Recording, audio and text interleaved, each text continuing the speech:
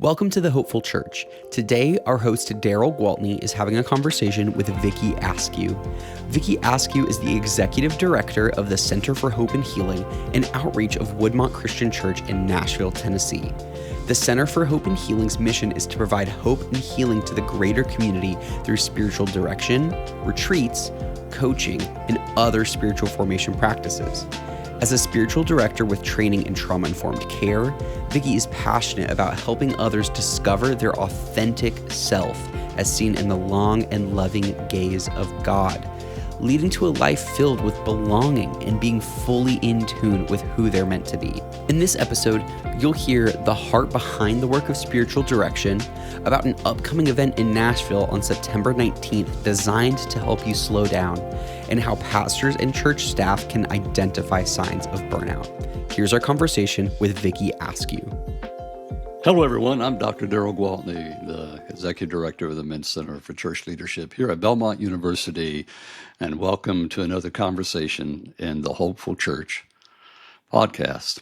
Our guest today is Vicki Askew, who is the Executive Director of the Center for Hope and Healing here in Nashville, new friends of ours, a partner in the work that we're doing, trying to equip and encourage congregational leaders here in Nashville and beyond. Vicki, welcome. Thank you for joining us today. Thank you. I'm honored to be a part of this, and just hope that I can bring some positive thoughts about where we're going as a church. Excellent, thank you. We're new friends. We've gotten to know each other over the last few months as we continue to reach out through the work of the Men's Center and looking for partners and people that we can, connect with in the good work of congregational leadership. So maybe we can take a minute here for our listeners, and you can tell us what the Center for Hope and Healing is and what you do to support the life of the local church and believers. Great question. And I will say that the Center for Hope and Healing has been in existence through Woodmont Christian Church for 3 years now, which is kind of amazing.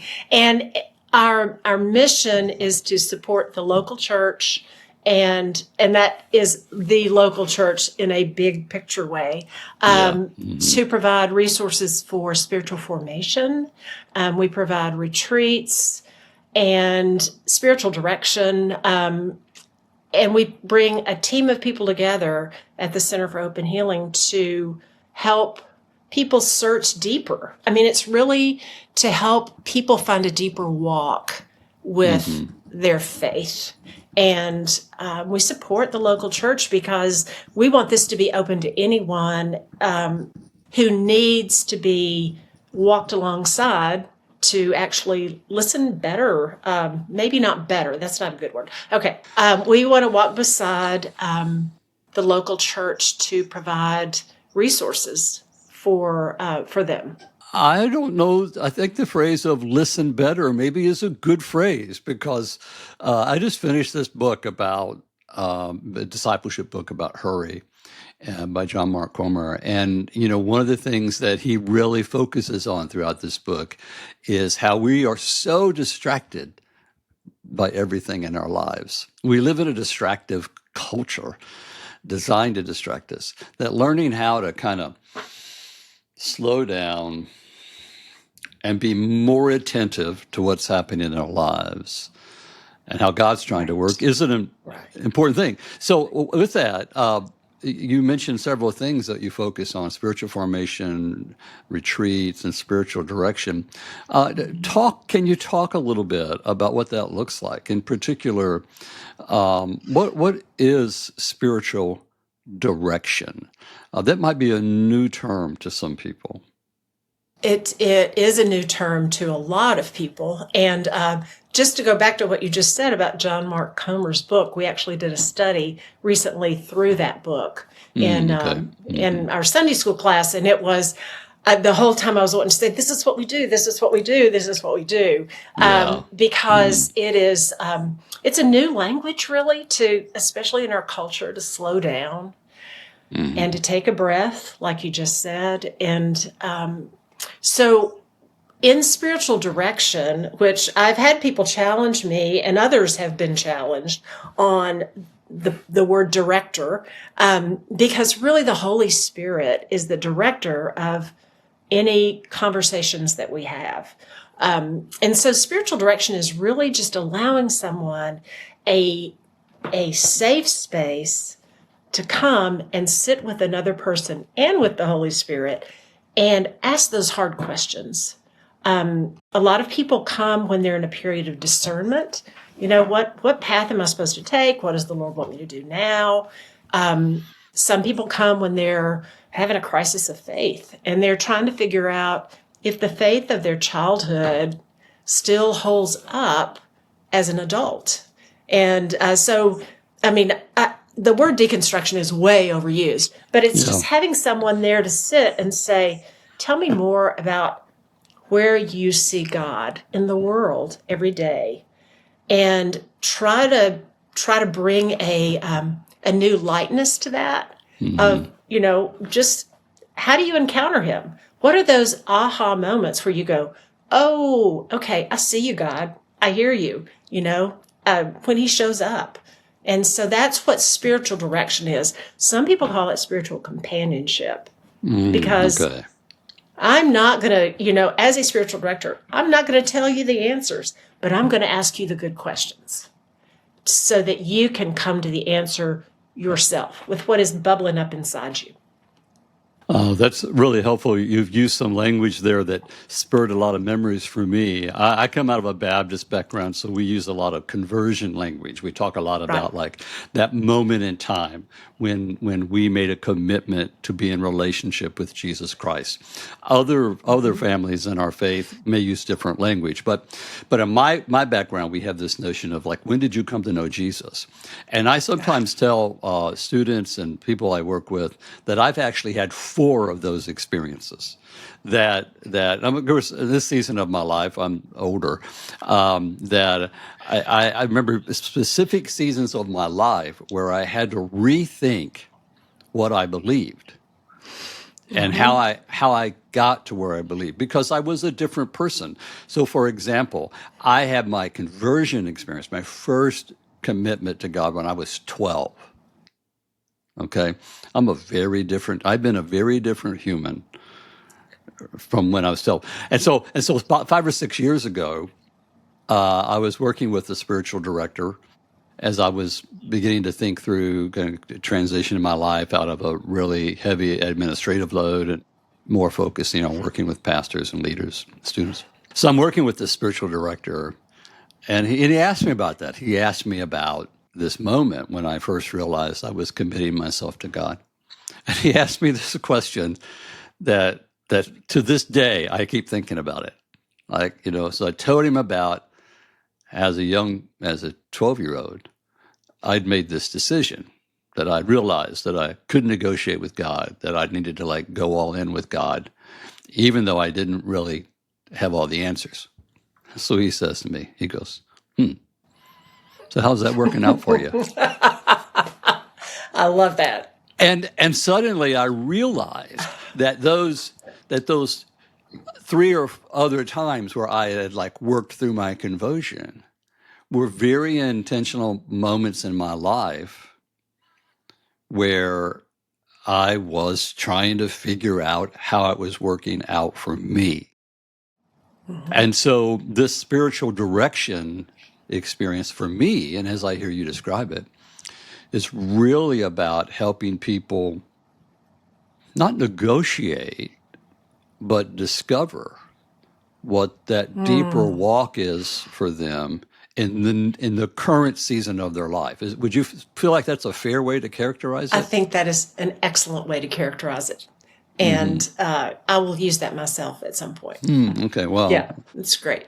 Well, it's a marvelous journey supporting it's a marvelous experience supporting believers on their journey. And so when you think about the opportunities that you have working with believers, because you work with people who are not, we're going to talk about pastors and staff leadership in a minute, but you also work with lay folks that are trying to walk that path of faith, correct? Absolutely. I grew up Southern Baptist, by the way. So that was, your experience is very similar to mine. Yeah. But in the Disciples of Christ, we have elders and we have deacons, and which most churches probably do. But I do a lot of work with those folks.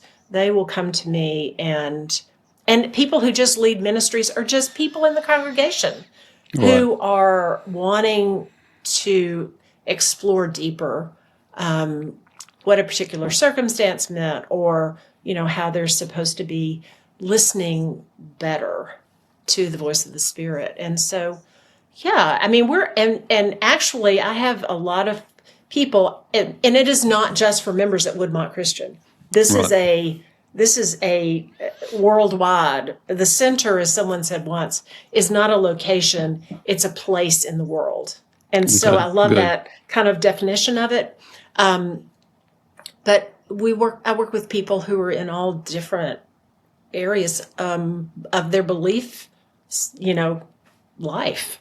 And I've also worked with people who have come to me and said, I believe in Jesus. I believe that, that God is our Father, but I don't know how to relate to them.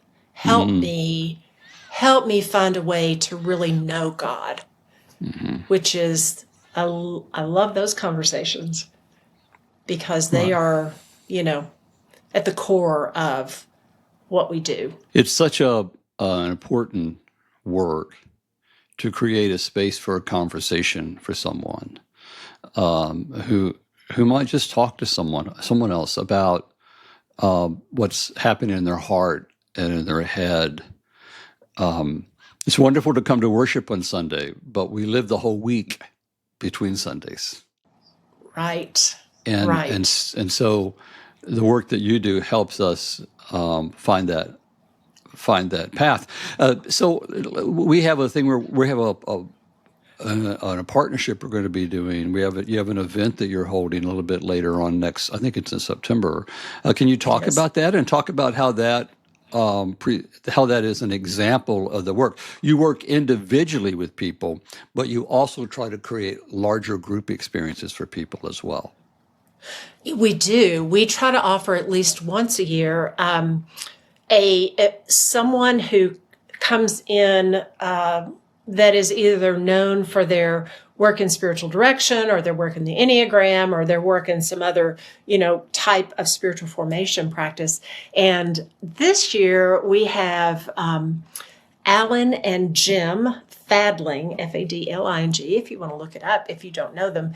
And they are coming on September the 19th to speak at Woodmont on the intersection of spiritual formation, spiritual direction, and leadership in the church. And so Okay. it should be a well spent 5 hours on a Saturday morning that will help you integrate your busy life with quiet time. And or maybe not even, I don't want to define quiet time, that sounds like something you can't do, but in being a part of the kingdom of God on a daily basis, and recognizing that. Would you see this as being particularly helpful and encouraging for pastors and for other ministers in a church, as well as lay people? I do. I think it's a broad sweep of folks who are interested in learning how to slow down. It goes back to John Mark Comer's book. And actually, Alan has written a book called The Unhurried Life. And so, or Okay. rather, Unhurried Living. And Okay. it's that same concept of, in this hectic, busy, noisy world, where you have so much to accomplish, how do we fit that all in? How do we make sure our soul is taken care of? So Yeah. let's talk. That's helpful. I'll check that book out, Unhurried Living by Yeah. Alan Falding. So let's talk a little bit about your concern for supporting lead pastors, and particularly, we've had some conversations about how staff in churches, particularly ministry staff, a lot of days churches large and they may have 5 or 6 other staff that support lots of different ministries in the church. Can you Right. talk a little bit about the needs that you've observed among congregational leadership? Oh my goodness. How long do I have? Oh, It's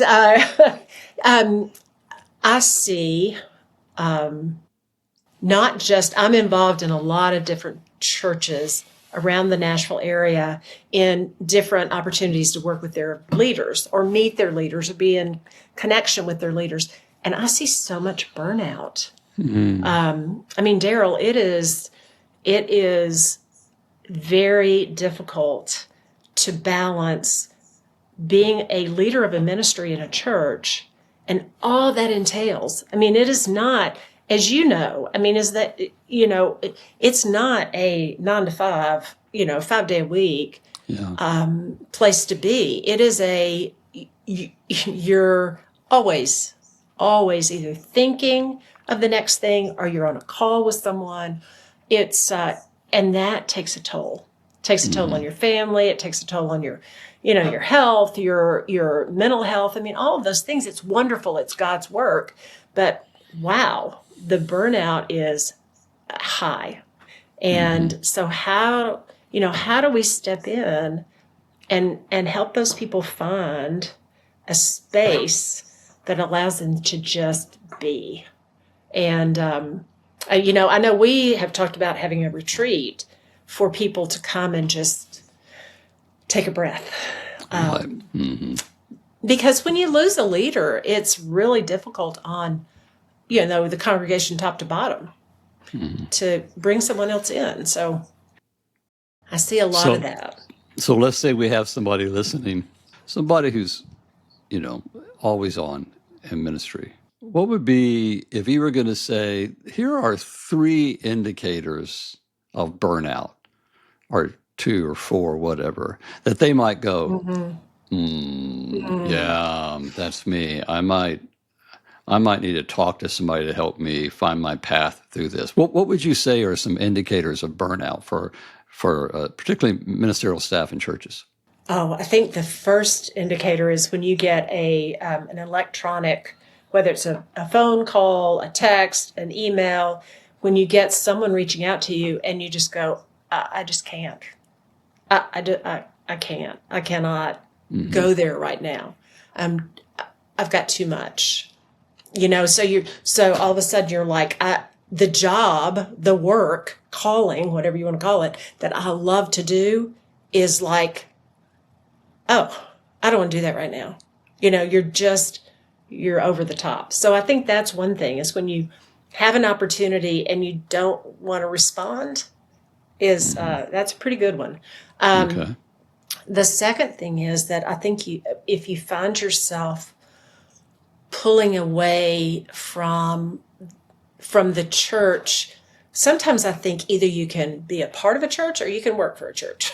It's that line is really tough. So when you find yourself pulling away from, oh my gosh, I'm not going to go this Sunday morning because I know I'm going to see that person and that person's going to need this, and I really want to just go play with my grandkids on Sunday afternoon. So you find yourself staying at home, watching online, and having a cup of coffee because the opportunity to be called upon is just too much. Right. And wow, that's pretty, I'm being very vulnerable here with that one, but that's a sign. Yeah. Or you don't want to spend time. Oh, I had someone the other day say, my life is so, and this is actually a spiritual director who said this to me. My life is so upside down right now. I don't find time for my spiritual life. I'm too busy for me to find that time.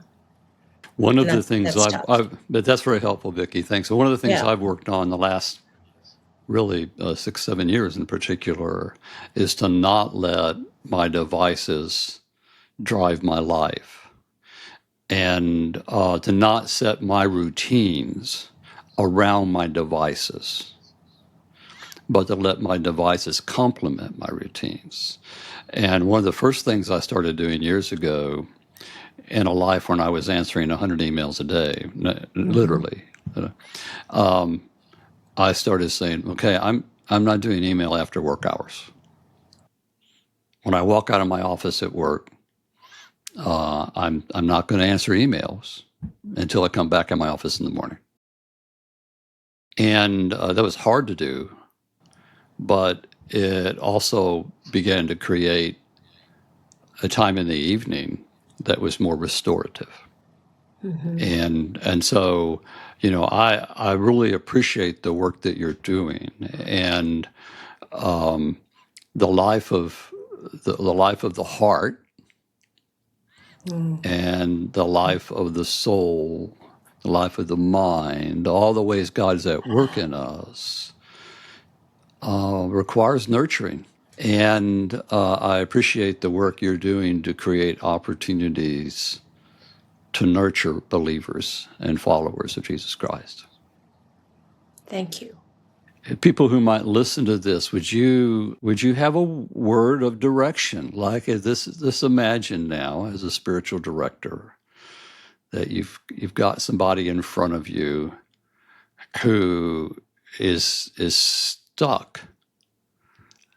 They're that person who cringes whenever they see another notification on their phone, or they just gotta avoid being around more people. What would be some direction you would give them to get them started, maybe down a path toward hope and healing? I always go back to the life of Jesus. And when Jesus felt like, and I do believe that he felt overwhelmed at times, he must have, Right. that, he pulled away. He went off by himself. Even though people were clamoring for him, he said, I have got to refresh my soul. And I am going to go, and I'll be back. But God created us in his image. God, after 6 days of making this whole universe that we, exist in, God took the seventh day off. Yeah. So if God made us in his image, then who are we to be like constant machines? I would just ask them to look at that as living like Jesus and to give themselves grace. Oh my goodness. We don't give ourselves grace. Right. And that's, that is a gift that we can give ourselves, we can give others, but just invest in yourself a little bit and give yourself a little bit of grace. That's my favorite word, by the way. Yeah, me too. I love living in grace. It's so much better than anything else. So much better. Yeah. Part of the work that we do together as well is create opportunities for people to be engaged in spiritual direction. And so, of course, they could go to your website, or they could go to mentorscenter.com, and there's a place there they can start that path. So just we really want to support the opportunity that people may need to begin that process of finding grace in their lives and listening to Jesus. Vicki, thank you so much for your spending some time with us today. I look forward to continued work with you. I always like to finish with one final question because I really just love hearing people talk about this. So, Vicki, what is the Hopeful Church to you? The Hopeful Church is a church that respects where it's been and takes care of the members who have been with it for a while, but it also looks down the road. But how do we reach that next generation that is really overwhelmed and create a place for them to be seen and heard and loved? And I think that's the Hopeful Church, to spread that word. Yeah. Vicki, thank you. That's really well spoken. And I think it gives us some good goals, trying not only to work with our leaders of today, but the next generation of leaders for the hope of the church. Deep gratitude, much grace to you in the work that you do, and blessings for your faithfulness. And thank you for joining us today on The Hopeful Church. Thanks for listening to this episode of the Hopeful Church podcast. This episode was hosted by Darrell Gwaltney and edited and produced by Brandon Billings. Our theme music was also created by Brandon Billings. Don't forget to subscribe, review, and rate us 5 stars on Apple Podcasts, Spotify, or wherever you get your podcasts. To learn more about the Mensch Center for Church Leadership, go to moench center.com. And to learn more about Belmont University, go to belmont.edu.